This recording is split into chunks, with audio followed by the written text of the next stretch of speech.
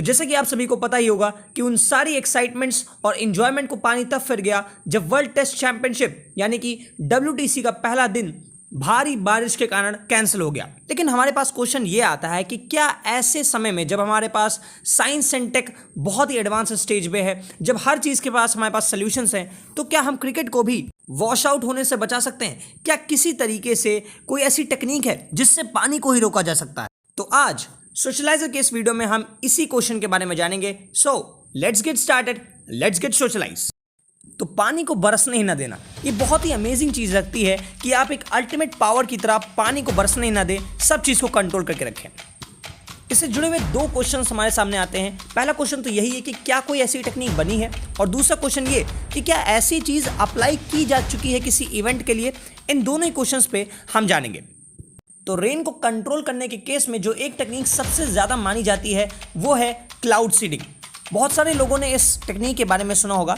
आज इस वीडियो में हम जानेंगे ये टेक्निक है क्या और ये कैसे क्रिकेट को बचा सकती है। तो क्लाउड सीडिंग एक ऐसी टेक्निक है, एक ऐसा मेथड है जिससे प्रेसिपिटेशन को आप रोक सकते हैं या कम ज़्यादा कर सकते हैं।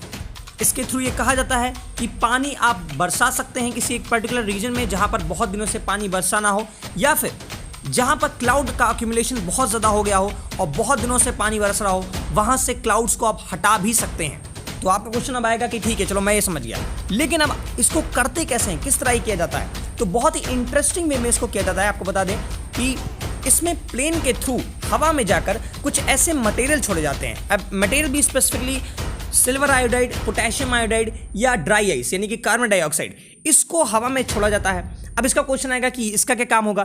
तो ये बता दें कि न्यूक्लियाई की तरह काम करता है जिसके अराउंड मॉइस्चर चिपक जाता है, और अगर इसको आप हवा में छोड़ते हैं तो जो आसपास का मॉइस्चर है वो उसके पास आकर चिपकने लगता है, और उससे जो आसपास जो एटमॉस्फेयर में मॉइस्चर बिखरा हुआ है वो एक साथ आ जाता है और अक्यूमुलेशन होने लगता है। वहीं दूसरे केस में अगर ये मटेरियल कुछ अलग तरीके से छोड़ा जाता है तो जो मॉइस्चर एक जगह पे रहता है वो दूसरी तरफ चला जाता है, उससे खिंच के दूसरी प्लेस पे ट्रांसफर हो जाता है और एक पर्टिकुलर प्लेस पे पानी नहीं बरसता है।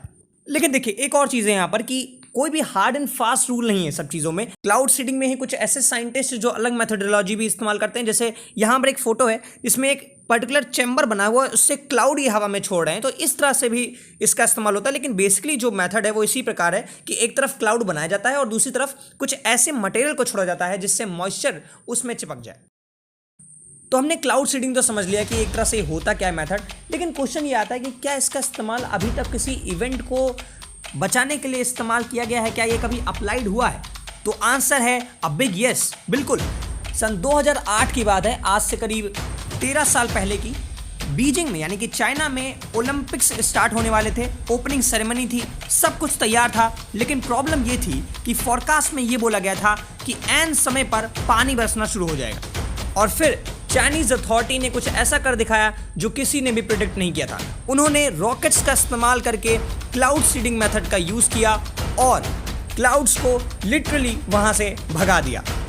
एंड अगर आपका क्वेश्चन है कि चलो चाइना वाले लोग तो कर ही लेते हैं, क्या और भी कहीं ऐसा हुआ है? तो ये भी कहा जाता है कई बार कि Duke and duchess of Cambridge यानी कि केट मिडल्टन और प्रिंस विलियम्स की जब शादी हो रही थी तो रॉयल फैमिली ने भी पैसा खर्च किया था क्लाउड सीडिंग मेथड यूज़ करने के लिए, जिससे शादी का इवेंट खराब ना हो। खैर, ये अभी भी थोड़ा डिबेटेड टॉपिक है, क्या ऐसा हुआ था या नहीं इसके बारे में कहा नहीं जा सकता, लेकिन उससे भी बड़ा एग्जाम्पल बीजिंग ओलंपिक का है जो प्रूवन भी है। एंड आपको एक चीज़ और बता दें कि क्लाउड सीडिंग कोई बहुत अभी नई की टेक्नोलॉजी नहीं है जो एक ही देश इस्तेमाल करा हो, सिर्फ चाइना इस्तेमाल करा हो। एक्चुअली बहुत सारे ऐसे देश हैं दुनिया में जो इस पर रिसर्च कर रहे हैं। अनुमान कहता है कि करीब 56 कंट्रीज इस पर रिसर्च करी, और इंडिया में भी। इंडिया में एक्चुअली 1952 में ही पहली रिसर्च स्टार्ट हो गई थी, उसका मैं आपको कमेंट सेक्शन में डिटेल्ड रिसर्च पेपर दे दूंगा।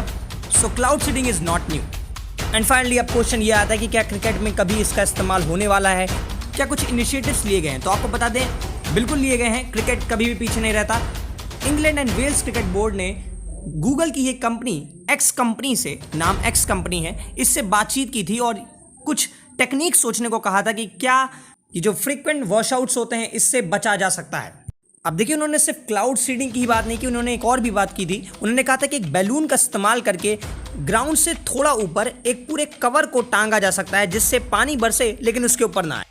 इसके अलावा क्लाउड सीडिंग की भी बात की गई, लेकिन उसमें बोला गया कि क्लाउड सीडिंग थोड़ा एक्सपेंसिव हो सकता है सिंस इस टेक्निक का इस्तेमाल अभी ज़्यादा होता नहीं है। अब 2019 के बाद से अभी तक क्या प्रोग्रेस आई इसके बारे में ज़्यादा कुछ डिटेल्स मिली नहीं, एंड ऑफ कोर्स कुछ ज़्यादा स्टेप्स भी लिए नहीं गए।